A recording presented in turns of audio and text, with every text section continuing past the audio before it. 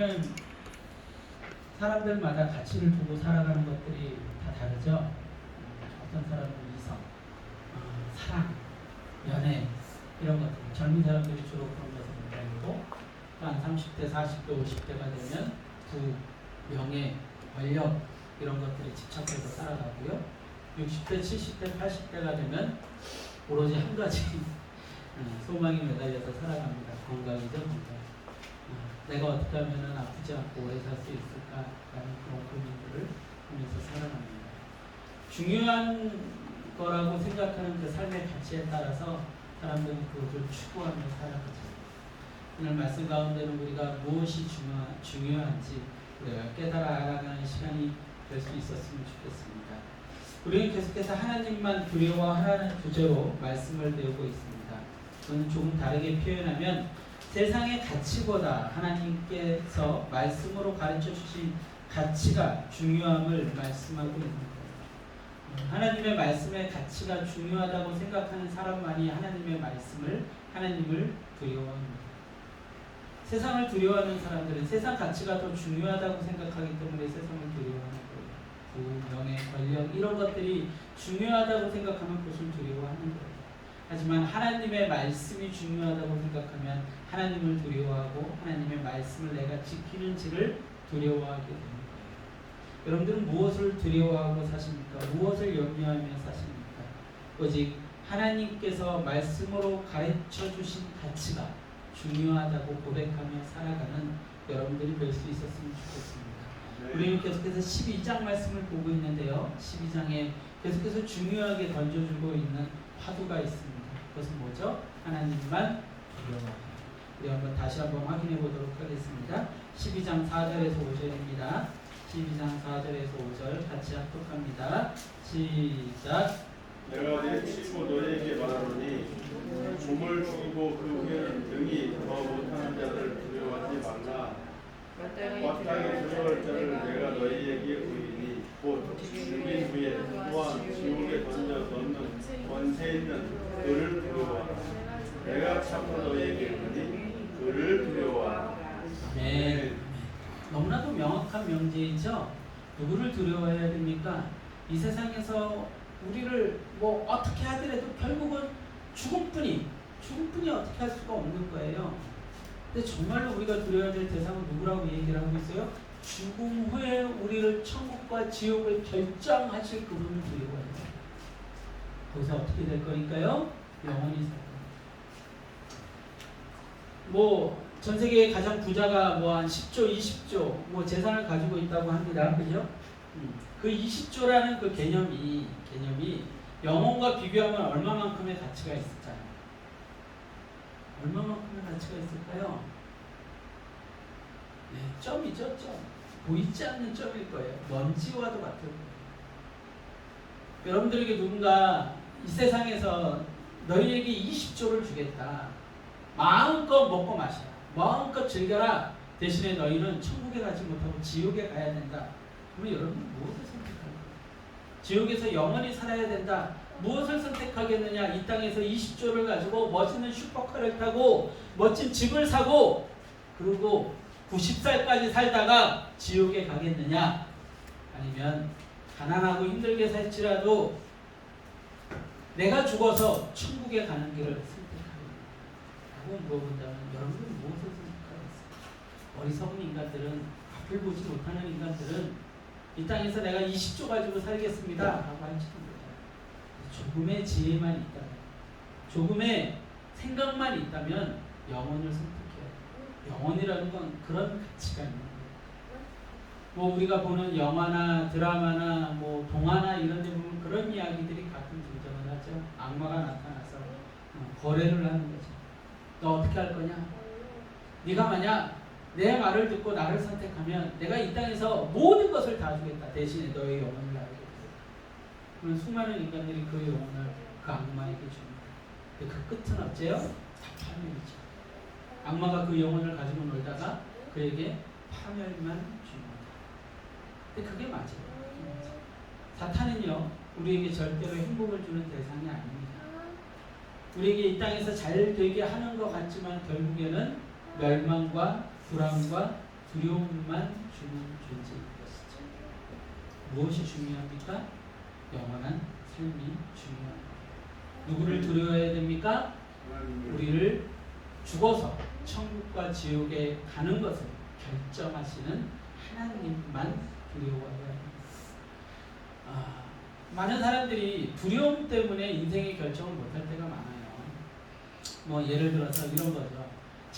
좋은 직장에 들어갔는데 그 직장 안에 막 비리가 많은 거예요. 내 영혼을 팔아야 되는 거예요. 거짓말을 해야 되는 거예요. 뭐 정치인들이 대표적인 것 같아요.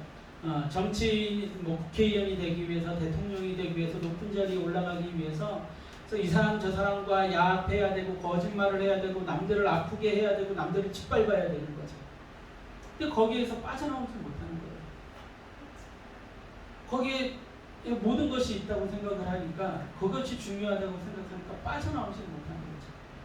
근데 더 중요한 것이 있다고 생각하는 사람들은 그것이 불이라고 생각하면 어떻게 할 수 있어요? 벗어날 수 있는 거예요. 두려워하지 않죠. 많은 여자들이요, 지금은 좀 세상이 많이 바뀌었지만 과거 옛날 많은 여성들은 그랬죠. 남자가 돈을 벌어오다 보니까 남자에게 불이한 일을 당해도 벗어나지 못하는 거예요. 먹고 살아야 되니까. 제가 제일 화나는 일이 뭐냐면, 요즘 나오는 그런 어떤 뉴스 중에 제일 화나는 일이, 뭐 이렇게 새아빠랑 결혼을 했는데 그 계부가 자기의 딸을 성폭행하고 성적으로 유린하는데도 가만히 있는 그 어머니들이 아주 나쁜 인간이에요. 먹고 사는 문제가 두려우니까 생활고 때문에 그걸 벗어나지 못하는 거예요. 자기 딸이 흉악한 일을 봤는데도 그냥 침묵하는 거죠. 대부분의 부모는 그러지 않을 거예요. 그렇지 않은 부모들이 뉴스에 나오는 거죠. 하여튼 그런 부모들 아주 악하죠. 근데 왜 벗어나지 못해요? 두려움 때문이죠. 이 삶이 분명히 아닌 거예요. 이 삶이 분명히 잘못된 거예요. 근데 내가 먹고 사는 문제가 두려우니까 벗어나지 못해요. 여러분, 결국 두려움이라는 건 그 사람을 얽어매는 족쇄입니다. 근데 하나님을 두려워한다고. 우리 오늘 이번 주부터 그 내용이 바뀌었지만 그 스펄전 목사님이 얘기했던 그 이야기 여러분들 기억하시나요? 하나님을 두려워하면 세상에 어떤 것도 두려워하지 않을 수 있어요. 근데 그걸 못하는 거죠. 하나님을 두려워하지 않고 세상을 두려워하기를 선택하는 거죠. 성경은 또 이렇게 우리에게 이야기를 해주고 있습니다. 12장 20절 말씀입니다. 같이 합독합니다. 12장 20절 시작. 하나님은 이르시되 어리석은 자여 오늘 밤에 내 영혼을 도로 찾으리니 그러면 내 준비한 것이 누구의 것이 되겠느냐 하셨으니. 아멘. 우리가 아무리 많은 것을 쌓아놓을지라도 집착하며 살아갈지라도 하나님의 것을 얻어가시면 그것이 누구의 것이 됩니까? 나랑은 상관없는 자의 것이 됩니다. 아무리 많은 것이 있을지라도 오늘 기억하실 수 있기를 소망합니다. 하나님의 진리는 조금 더 나은 삶의 방향이 아닌 절대 진리입니다. 그 절대 진리의 적용은 하나님에 대한 완전한 이해와 경외심이 있을 때 가능한 것입니다. 제가 지금부터 여러분들에게 드리는 이 문장 하나를 여러분들 잘 듣고 기억하실 수 있었으면 좋겠습니다. 경외심이 있으면 하나님의 말씀 안에서 자신을 이해하고, 경외심이 없으면 자신의 가치 안에서 하나님을 이해합니다. 다시 한번요. 경외심이 있으면 하나님의 말씀 안에서 자신을 이해하고, 경외심이 없으면 자신의 가치 안에서 하나님을 이해합니다. 제가 묵상을 하면서 만든 문구예요. 여러분들 어떻게 이해가 되십니까? 동의하십니까? 여러분들 경외심이 있으면요, 하나님을 경외하는 마음이 있으면 하나님의 말씀 안에서 자신을 봅니다. 자신을 이해하는 거예요. 내가 이런 죄인이구나, 내가 이렇게 하나님 앞에 서야 되는구나 하고 나를 하나님의 말씀 안에서 이해하려고 해요. 근데 경외심이 없으면, 하나님에 대한 경외심이 없으면 자신의 가치 안에서 하나님을 이해합니다. 하나님, 제가 이것이 가치 있으니까 하나님은요 여기에 나를 맞춰 주셔야 돼요. 좋은 남자를 만나는 것에 가치가 있는 여자를 하나님께 어떻게 기도를 해요? 하나님이 어떤 존재였으면 좋겠어요? 나에게 복을 주셔서 좋은 남자를 만나는 그런 길을 인도해 주시는 하나님인 거죠. 돈을 많이 벌기 위한 사람은, 물질에 집착하는 사람은 어때요? 하나님이 나에게 그런 물질을 가져다 주는 사람이었으면 좋겠는 거예요. 내 자식이 좋은 대학에 갔으면 하는 사람은 하나님이 어떤 하나님이었으면 해요? 내 자식에게 기도했을 때 지혜를 주고 문제를 맞힐 답을 가르쳐 주시는 하나님이었으면 하는 거예요. 자신의 가치 안에서 하나님을 끼워 맞추기 시작을 하는 거예요. 이거 굉장히 중요합니다. 이 문구 여러분들 기억하셔야 돼요. 그리고 내가 어느 방향에 서 있는가를 여러분들 잘 돌아보셔야 돼요. 다시 한번, 경외심이 있으면 하나님의 말씀 안에서 자신을 이해하고, 경외심이 없으면 자신의 가치 안에서 하나님을 이해한다. 여러분들 잘 기억하시고, 오직 하나님을 경외함으로 말미암아 하나님의 말씀 안에서 자신을 이해하는 주님의 자녀들이 될 수 있기를 소망합니다. 네. 자, 오늘 읽은 본문은 너무나 쉽고 분명한 가치를 제시하고 있습니다. 그 중요한 가치를 세 가지로 나누어 한번 살펴보도록 하겠습니다. 12장 22절에서 23절입니다. 같이 합독합니다. 시작. 또 제자들에게 이르시되 그러므로 내가 너희에게 이르노니 너희 목숨을 위하여 무엇을 먹을까 몸을 위하여 무엇을 입을까 염려하지 말라. 목숨이 음식보다 중하고 몸이 의복보다 중하니라. 아멘. 아멘. 자, 지금 22절에서 23절에서 처음에 너희 목숨을 위하여 무엇을 먹을까, 몸을 위하여 무엇을 입을까 염려하지 말라고 해놓고서 23절에는 뭐라고 나와 있냐면 목숨이 음식보다 중하고 몸이 의복보다 중하니라고 해놨어요. 이거는 일종의 언어 유희예요. 언어 유희. 그러니까 22절에 등장한 그 목숨과 몸이 23절에 등장한 목숨과 몸하고는 다른 의미인 거예요. 23절의 목숨과 몸은 무엇을 상징하고 있을까요? 무엇을 상징하고 있는 것 같아요? 나의 생각. 생각이요? 나의 영원한 생명이에요. 영원한 생명. 먹고 마시는 걸로 유지되는 생명이 아닌 영원한 생명을 뜻하고 있습니다. 그러니까 가장 중요한 것은 뭐라는 거예요?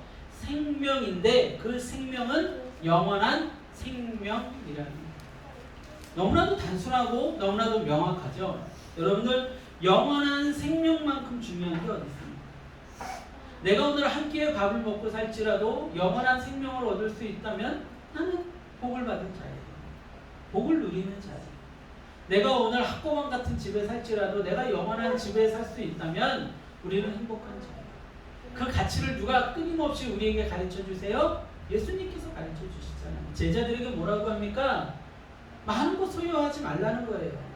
매이게 되기 때문에 많은 것 소유하지 말라는 거예요. 그리고 무엇을 쫓아 살아요? 영원한 것을 쫓아 살라는 거예요. 마지막에 우리 보겠지만 바울이 그 대표적인 인물이었죠. 가장 많은 것을 소유했던 자였는데 다 버렸어요. 다 버리고 오직 예수님의 영광을 위하여 살아갔죠. 그리고 그가 감옥에 있을 때 뭐라고 고백을 해요? 나는 그 영원한 멸류관을 쫓아 살아. 영원한 멸류관을 쫓아 살아. 모든 것을 배설물로 여길 뿐이야. 모든 것을 배설물로 여길. 나의 명예, 나의 부, 나의 혈통 다 배설물이다. 내가 배웠던 지식 다 배설물이다. 오직 한 가지 지식만이 중요한데 예수님에 대한 지식만이 중요하다. 라고 바울이 얘기를 했었죠. 바울은 영혼을 소유한 자가 되었죠. 모든 것을 버렸지만 영혼을 소유한 자가 되었어요. 죽는 그 순간까지 집안 채 없었지만 모든 것을 소유한 자가 되었죠. 영혼을 잃으면 모든 것을 잃은 자가 되는 거예요.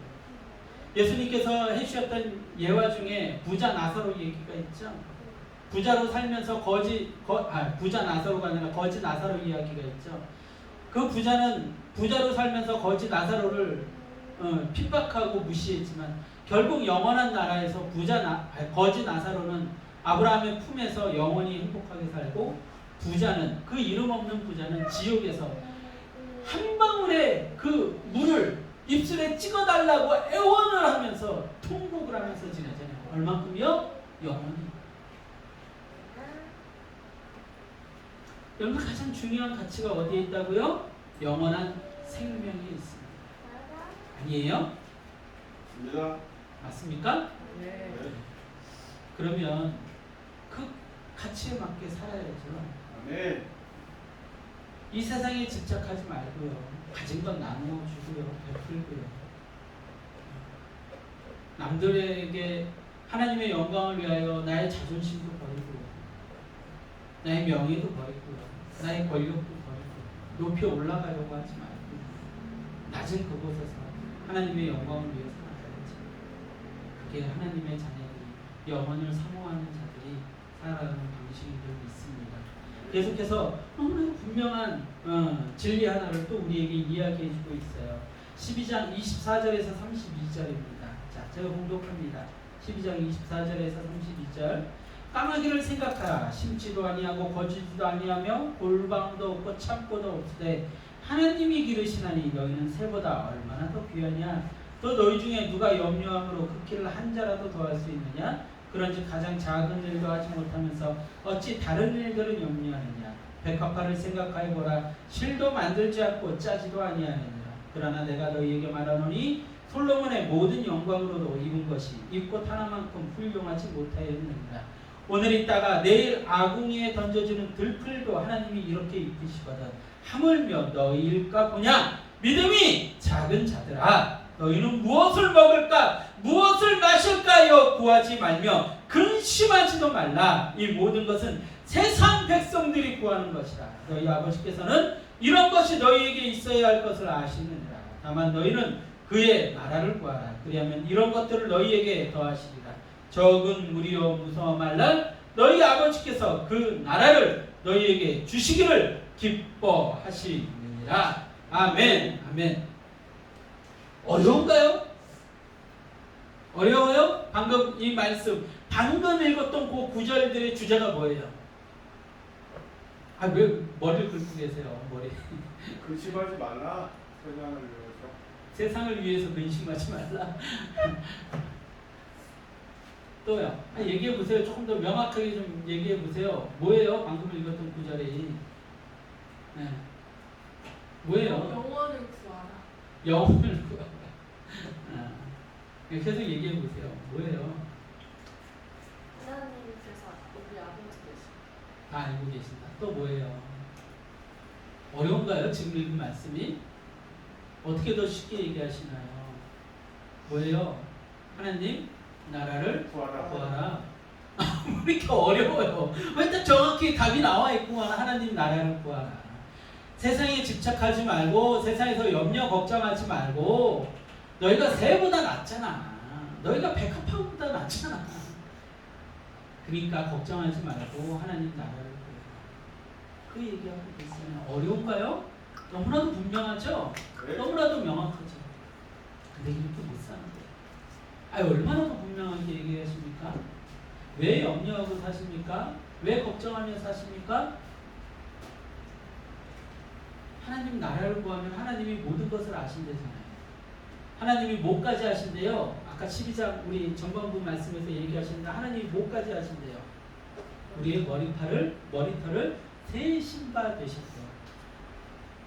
죄송합니다. 우리 이하이 권사님 머리숱이 많이 없으시잖아요. 그래도 머리카락이 얼마큼 있을까요?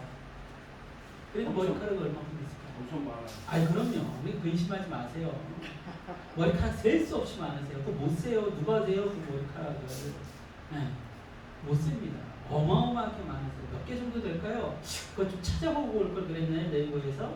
사람의 머리카락이 보통 몇 개인가?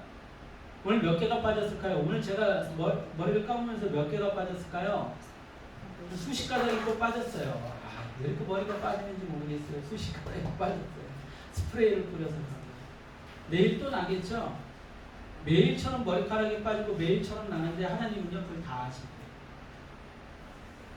인간은 상상하지 못할 일이죠. 뭘 얘기하고 계신 거예요?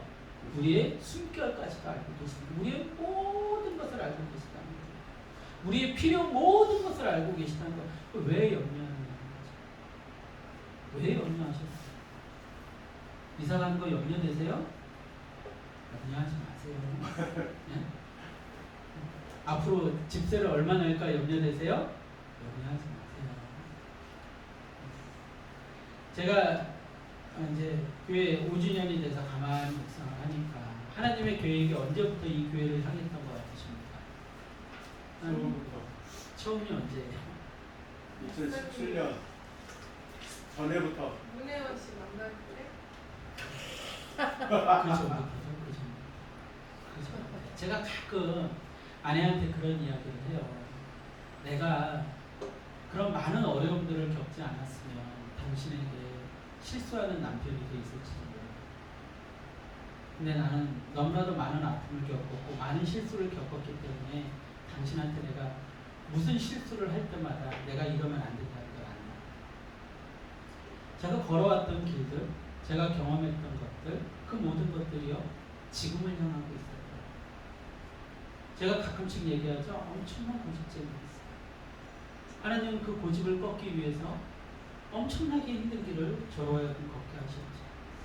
사람으로서는 상상하기 힘든 길, 누구도 걸어가기 힘든 길을 걸어가게 하셨어요.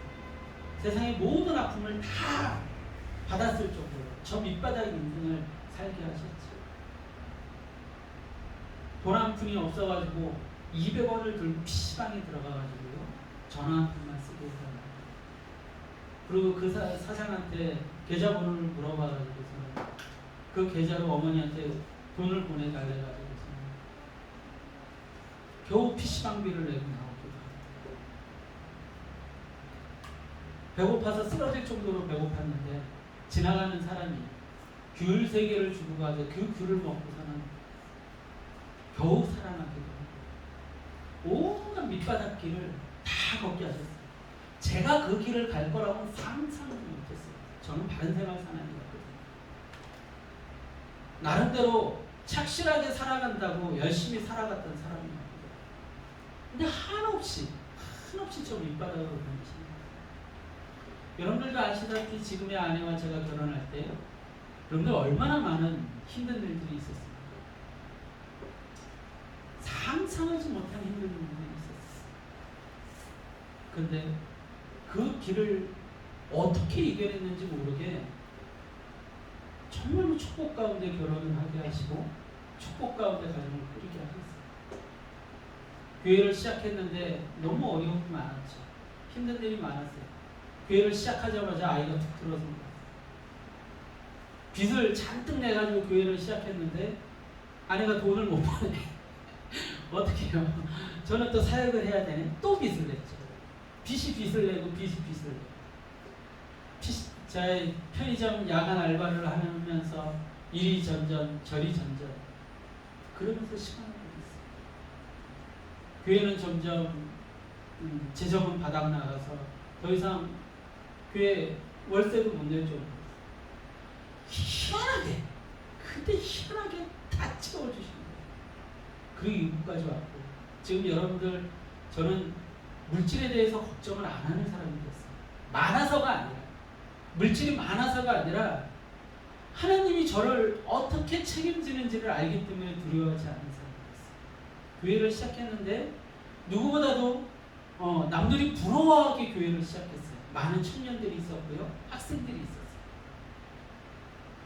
얼마나 많은 사람들이 제가 개척하는 모습을 보고 제 주변의 목사님들이 저를 부러워했는지 몰라요. 그날 개척교회 그 예배를 드릴 때 와서들 야, 이 목사는 잘할 거야. 이 목사는 잘할 거야. 온갖 이야기들을 다 들었어요. 저는 그럴 줄 알았어요. 근데 그게 아니에요. 다 터지고 다 떠나고. 근데 그 과정을 통해서 하나님이 저에게 목회자가 무엇인지를 가르쳐 주시고 한 생명의 귀함이 어떤 것인지 가르쳐 주셨어요. 그런데 그 모든 시간이 저의 계획 가운데 이루어졌을까요? 제가 만약 계획했다면 그런 기가 막힌 스토리는 쓰지도 못했을 거예요. 그런 기가 막힌 스토리로 한 인생을 이끈다는 건 불가능해요. 완전히 정반대의 삶을 살게 했습니다. 근데 그렇게 살게 하시더라고요. 그리고 그 절망 가운데서 하나님만 의지하는 법을 가르치신 거죠. 그 어떤 어려움이 오더라도 하나님만 의지하면 된다라는 방법을 가르쳐 주시고 그리고 하나님 나라만 구하게 만든 거죠. 제가 어찌 다른 것을 추구하며 살아갈 수가 있습니까? 제가 어찌 하나님을 외면하며 살아갈 수가 있겠습니까? 모든 것은 하나님의 계획 가운데 이루어진 거예요. 아이가 태어나고 나서 하나님은요, 아이를 키우기에 부족함 없이 채우세요. 여러분들 최근 2년이 무슨 일이 있었죠? 코로나 시국이라 그래서 사람들이 다 어려워했죠. 근데 여러분들 보세요. 여러분들의 가정을 하나님께서 어떻게 채우셨는지. 전 너무나도 감사한 거예요. 오히려 남들은 힘들다고 허덕허덕일 때 우리 더 풍성해졌어요. 더 많아졌고 더 나눔이 있었어요. 하나님이 뭘 보여주시기 원했을까요? 어려움이 있을 때 그것은 너희가 어려움이 되지 못합니다. 아니 남들이 풍성할 때 저는 어려웠어요. 남들이 막 풍성하며 허덕일 때 저는 어려웠어요. 그러면서 그때는 하나님께서 이렇게 살아가는 게 하나님의 자녀가 살아가는 거다라는 것을 가르쳐 주셨죠. 이 모든 것이 하나님의 계획 속에 있는 거예요. 여러분들도 동일한 그 하나님의 손길을 느낄 수 있기를 소망합니다. 여러분들의 삶을 누가 책임지세요? 하나님이 책임지세요. 하나님의 자녀가 있는 그곳에는요, 빛이 임하는 거예요. 하나님의 자녀가 있는 그곳에서는 생명이 움트는 거예요. 어려움이 사라집니다. 왜 누구 곁에 있어야 돼요? 하나님 손 꼭 붙들고 있어야 돼요. 하나님 자녀와 함께 있어야 돼요. 그러면 살아요. 그러면 평안이 임하는 거예요. 그러면 살 길이 열리는 거예요. 여러분들의 삶 속에서 역사하셨던 그 하나님의 손길을 보세요. 어떻게 해오셨나요? 어떻게 해오셨나요? 여러분, 하나님께서 우리를 지키시고 우리를 보호하고 계심을 믿으시기를 소망합니다. 하나님의 통치가 완성되는 영광된 여정에 내가 동참하고 있는가의 문제로 고민하며 사는 여러분들이 될 수 있기를 소망합니다. 여러분들 28절에 이렇게 표현하고 있죠. 28절에 뭐라고 얘기되어 있냐면 이렇게 되어 있습니다. 오늘 있다가 내일 아궁이에 던져주는 들풀도 하나님이 이렇게 입히시거든. 하물며 너희가 뭐냐? 뭐라고요? 믿음이 작은 자들아. 아멘. 결국 이 모든 문제는 무엇과 관련된 문제라는 거예요? 믿음이에요. 네, 여러분들 이게 쉬운 문제가 아닙니다. 믿음이 없으면 어떻게 돼요? 근심해요. 믿음이 없으면 뭐라고요? 근심해요. 아니 그 문제가 아니라 그러니까 근심을 하는데 그보다 더 심각한 문제가 있어요. 믿음이 없으면 우리는 구원받지 못해요. 여러분들이 이거 심각하게 생각하셔야 돼요. 내가 아직도 염려하고 살아요? 내가 아직도 함께 밥으로 근심하고 살아요? 다 구원받지 못한 자라는 소리예요. 구원받은 자는 염려하지 않아요. 구원받은 자는 근심하지 않아요. 구원받은 자는 믿음 있는 자는 집착하지 않아요. 같이 가는 거예요. 같이. 그래서 예수님께서 지금 굉장히 몇 번씩 강조해서 이 이야기를 하고 있는 거예요. 우리의 소망은 오직 어디에 있어야 된다? 영원한 나라에 있어야 된다. 영원한 생명에 있어야 된다. 라는 것을 계속 이야기하고 있습니다. 그러면서 12장 33절 34절에는 더욱더 명확하게 그 이야기를 해주십니다. 제가 봉독합니다. 너희 소유를 팔아 구제하여 낡아지지 아니하는 배낭을 만들라. 곧 하늘에 둔 바 다음이 없는 보물이니 거기는 도둑도 가까이 하는 일이 없고 좀도 먹는 일이 없느니라. 너희 보물 있는 곳에는 너희 마음도 있으리라. 아멘. 아멘. 뭐라고 하시고 있겠습니까? 너희 소유를 팔아 구제하여 낡아지지 아니하는 배낭. 이 배낭은요 헬라어로 무슨 뜻이냐면 돈 주머니를 얘기하고 있어요. 보물을 담아놓는 주머니를 만들라는 거예요. 모든 것을 팔아서 가장 중요한 가치를 담을 보물 주머니를 만들라고 하는 거예요. 그 보물 주머니에 뭘 담아요? 하늘의 소망을 담아요. 그것은 어떻다고요? 썩어지지 아니하고 도둑질지 아니하고 좀도 먹지 아니하고 사라지지 아니하는 거예요. 거기에 모든 걸 걸라는 거예요. 거기에. 영원한 가치에 모든 걸 걸라는 거예요. 하늘나라에서 여러분들이 어떤 모습으로 살 것 같습니까? 천국에서 어떤 모습으로 살 것 같아요? 죄송하지만 지금 여러분의 모습이라면 하나님 앞에서 마냥 행복할 수만은 없을 것 같아요. 사람들은 그렇게 얘기하죠. 천국은 마냥 행복한 것이야. 뭐 불편한 게 없어. 필요한 게 없어. 그걸로 내가 나를 위로하고 나를 설득하고 나를 이해시키기에는 영혼이라는 시간은 너무 길어요. 영혼이라는 가치가 가지는 그 무게가 너무 무거워요. 어렴풋이 그냥 대충 이럴 거야 라고 생각하기에는 영원한 시간이, 영원한 생명이 가지는 무게가 너무 무겁다. 무슨 얘기인지 아시겠어요? 여러분들 어떤 학생이요 공부를 합니다. 근데 공부하기가 너무 싫은 거예요. 공부하기가 너무 귀찮은 거예요. 그래서 공부를 안 했어요. 그래가지고 그냥 적당히 그냥 뭐 2년제 대학 그냥 적당한 과를 갔어요. 대학을 졸업하고 나왔더니 너무 힘든 거예요. 직장에 취직하기도 힘들고 취직했더니 첫 월급을 뭐 150만 원, 160만 원 준대요. 근데 4년제 대학, 좋은 대학, 서울대에 나오고 삼성에 취직하고 뭐 은행에 취직하고 한 친구들은 뭐 300만 원, 400만 원씩 첫 월급을 받는다. 얼마나 후회가 될까요? 얼마나 가슴을 칠까요? 근데 이미 나이를 먹어버리고 다시 시작하기에는 늦어버린 30 중반이 돼버린 거죠. 힘들게 결혼을 했어요. 부인과 살아가는데 자식은 태어나고 더 이상 내가 미래를 어떻게 할 수 없는 그런 처지에 처하는 거죠. 그럼 그 사람이 얼마나 후회를 할까요? 아, 내가 그때 왜 공부를 안 했을까? 그런 사람들 수없이 많죠. 그러다가 나이를 먹으면 어떻게 돼요? 자식이 커가면 그 자식한테 그 모든 걸 투사하는 거예요. 그래서 야, 너는 이렇게 살면 안 돼, 너는 이렇게 살면 안 돼. 그러면서 막 억지로 학원 보내고 공부하게 만들고 그러죠. 계속해서 인생이 후회로 점철되는 거예요. 그래도 그 인생은요, 몇 년이면 끝나요? 한 50년, 60년 살다 보면 끝나잖아요. 영원은 오늘 예수님이 그 무게에 대한 가치를 얘기하고 있는 거예요. 너희들 하늘에 너희의 보물을 쌓아두었느냐? 하늘에 너희의 보물을 쌓아두어라. 그 보물이 있는 곳에 너희 마음도 있다. 라는 이야기를 하고 있는 거죠. 하늘에 내가 보물을 쌓아놓기 원하는 사람은 오늘 내가 어떻게 살아가야 될지가 분명해지는 거예요. 하나님의 영광을 위해서 나를 죽이죠. 하나님의 영광을 위해서 나를 포기하죠. 그리고 하나님의 영광을 위해서 살아가는 거예요. 하나님께 칭찬받을 일을 하기 위해서 살아가는 거예요. 괴롭고 힘들고 어려울지라도 그것을 위해서 살아가는 거예요. 고통이 있을지라도 그것을 위해서 살아가는 거예요. 저희 교회 월세가 굉장히 많이 나가잖아요. 그런데 이 교회에 제가 있는 시간은 굉장히 적습니다.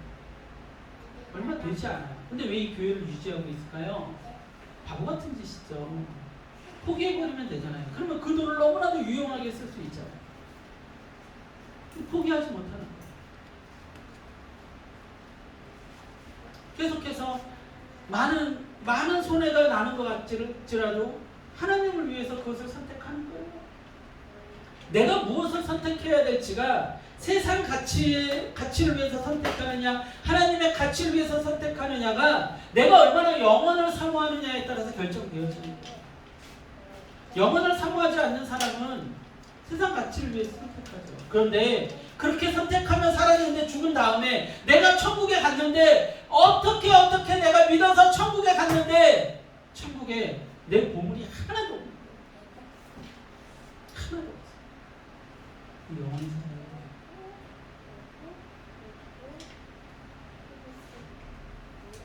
면류관이 하나도 없어요. 흔히들 얘기하죠. 개털 모자 쓰고. 면류관이 아니라 개털 모자 쓰고. 에이, 어떻게 천국이 그래?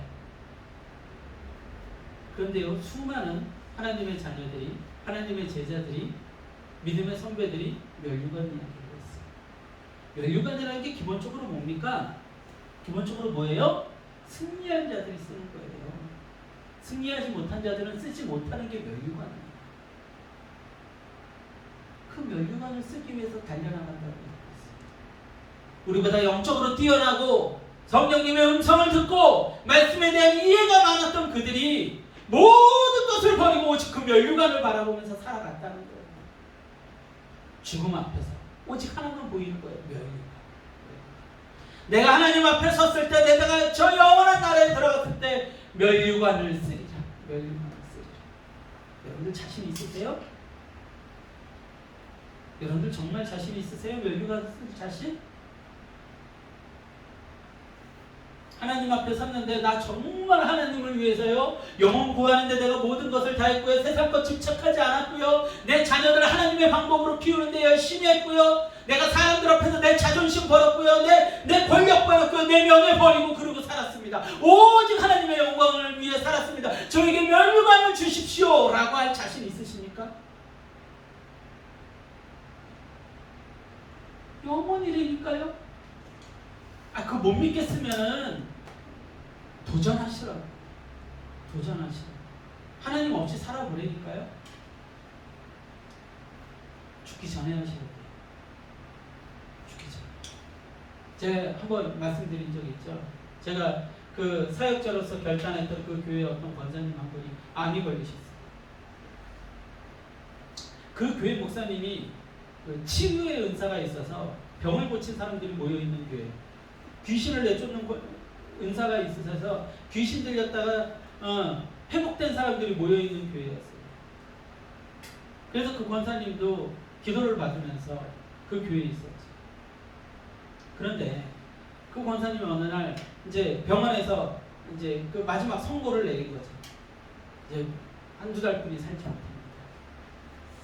어떻게 쓰셨을 것 같아요, 그 시간?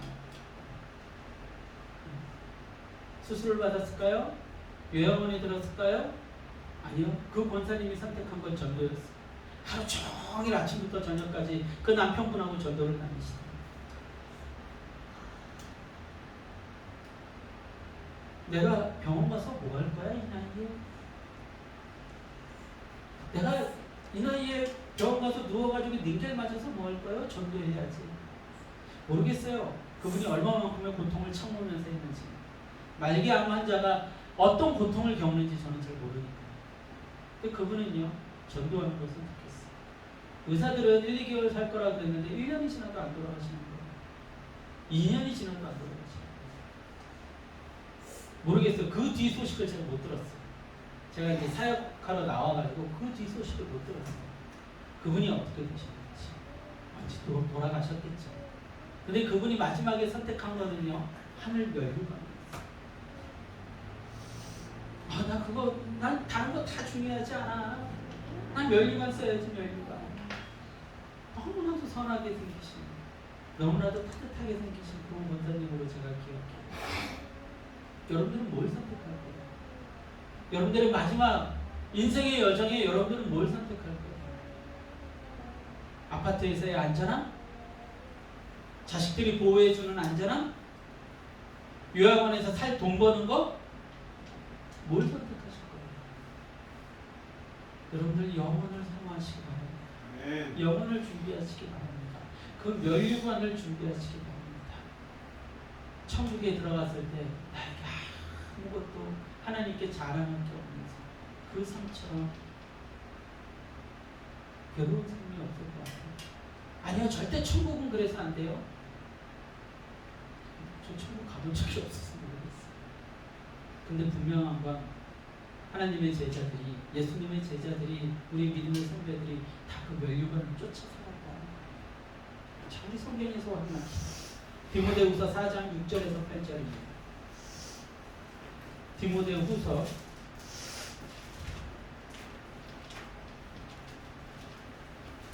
4장 6절에서 8절입니다.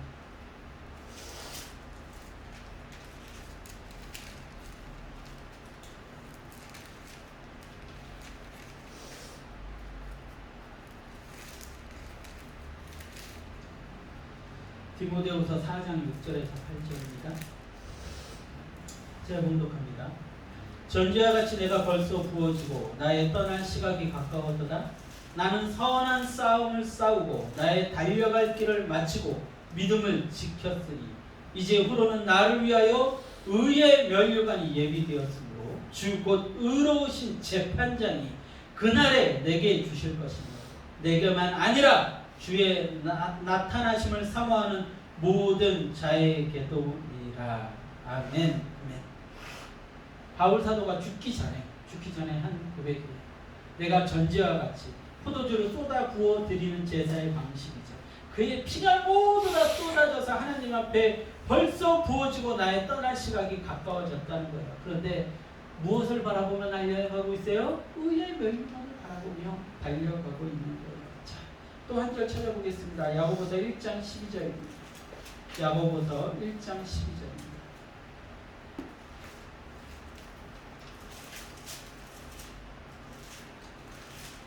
야고보서 1장 12절. 야고보서 1장 12절. 제가 봉독합니다. 시험을 참는 자는 복이 있나니 이는 시련을 견디어낸 자가 주께서 자기를 사랑하는 자들에게 약속하신 생명의 멸류관을 얻을 것이기 때문이라. 아멘. 아멘. 자, 여러분 아까도 얘기했지만 다시 한번 얘기하지만 멸류관이라는 것은 승리한 자들에게, 경기에서 이긴 자들에게 주어지는 것이 바로 스테파노스 멸류관입니다. 바울이 그랬고 야고보 사도가 그랬고 베드로 사도가 그랬습니다. 모두가 무엇을 쫓아 살았어요? 멸류관을 쫓아 살았어요. 여러분들에게 하늘의 멸류관이 약속되어 있습니까? 여러분들에게는 어떤 멸류관이 약속되어 있습니까? 내가 여러분들은 하나님을 위해 어떤 희생을 했으며 어떤 헌신을 했으며 어떤 전제를 드렸습니까? 여러분들의 피를 무엇을 위해 쏟았습니까?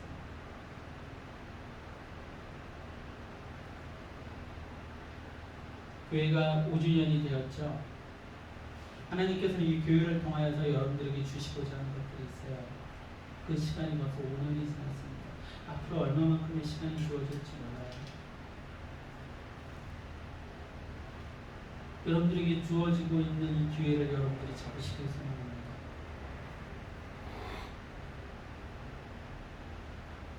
어제 새벽에 우리 문선태 집사님이 아침에 일찍 일어나가지고 기도문을 쓰고 계시더라고요. 맞습니까? 기도문이었나요? 아니 누구 욕을 쓰고 계시는 건 아니셨죠? 기도문을 쓰고 계시더라고요. 오늘 말씀 가운데 그 생각, 그 장면을 계속 보여주시는 거예요. 그래, 조금 한 걸음 더 나아가시고, 한 걸음 더 나아가시고, 조금 더 나아지시고. 여러분들의 삶이 그렇게 조금씩 나아져야 돼요.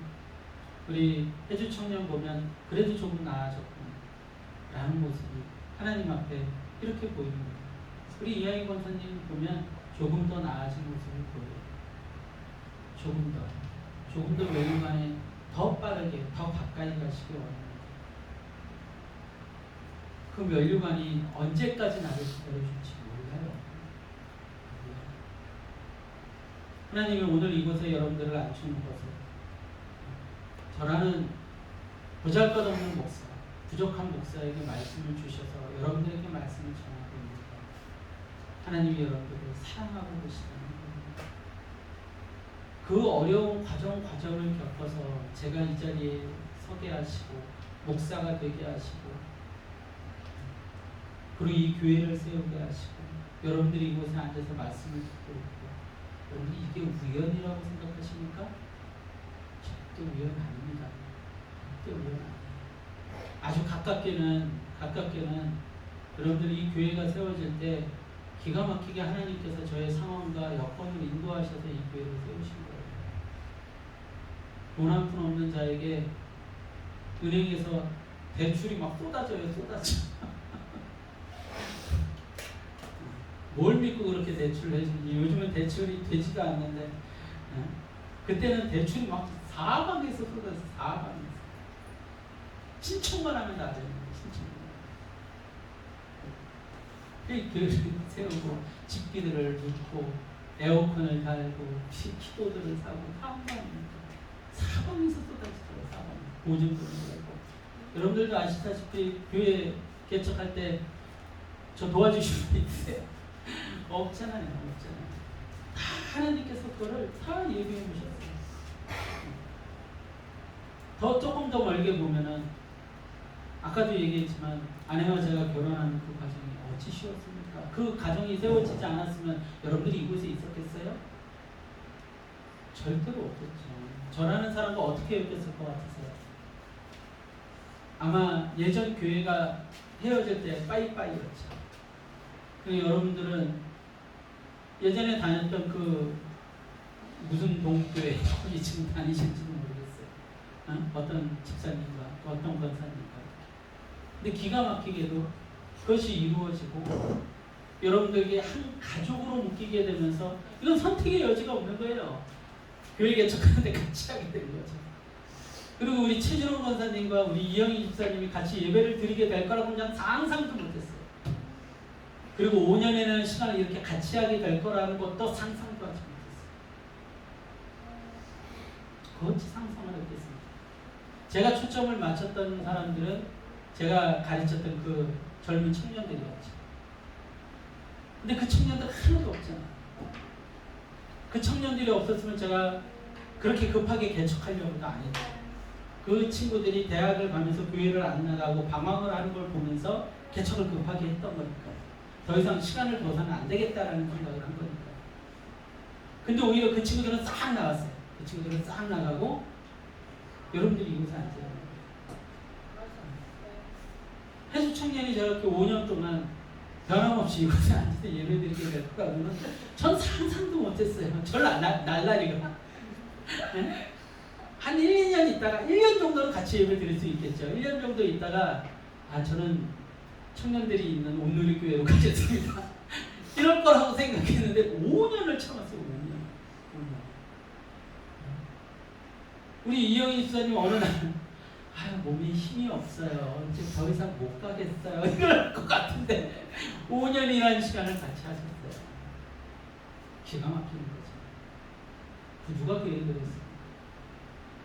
다 하나님의 계획한 뜻이에요. 뭘 가르치라고요? 진짜 하나님을 가르치라. 왜요? 왜 그랬을까요?